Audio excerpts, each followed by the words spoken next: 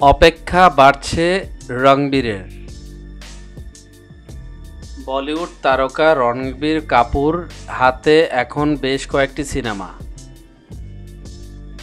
সিনেমার কাজের সুবাদে কখনো নির্মাতা সঞ্জয় লীলা বানসালি, আবার কখনো সন্দীপ রেড্ডি ভাঙ্গার সঙ্গে বসছেন তিনি।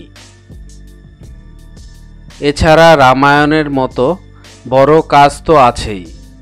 এর মধ্যে ধুম 4 এর প্রস্তুতি শুরু, বলিপাড়ায় গুঞ্জন। ফ্র্যাঞ্চাইজির চতুর্থ সিনেমার জন্য ভিলেন খোঁজা হচ্ছে দক্ষিণী ইন্ডাস্ট্রি থেকে।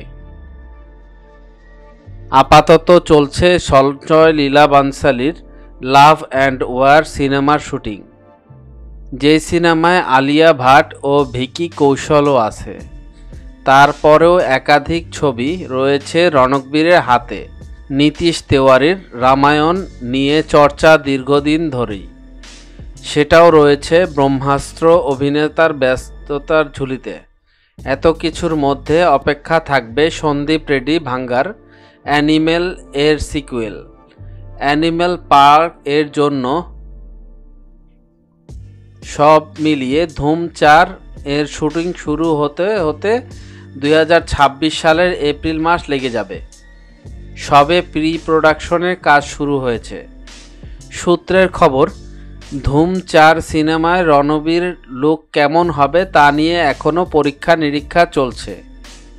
হাতের দুটো ছবি শেষ করে তবে এতে হাত দেবেন।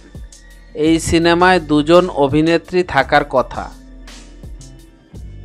সেখানে কাদের বাছা হবে তাও চূড়ান্ত হয়নি। চমক থাকতে পারে ভিলেনে। শোনা যাচ্ছে দক্ষিণী ইন্ডাস্ট্রির জনপ্রিয় কোনো মুখের উপর সেই দায়িত্ব পড়বে। 2026 এর মার্চে লাভ অ্যান্ড ওয়ার মুক্তি পাওয়ার কথা।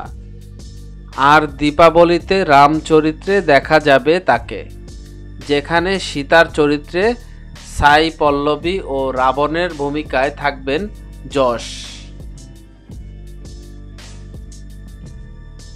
মিডিয়া জগতের এমন ইন্টারেস্টিং বিষয় জানার জন্য আমাদের এন্টারটেনমেন্ট আপডেটকে সাবস্ক্রাইব করুন এবং ভিডিওটি ভালো লাগলে শেয়ার করুন আপনার ফ্রেন্ডসের কাছে।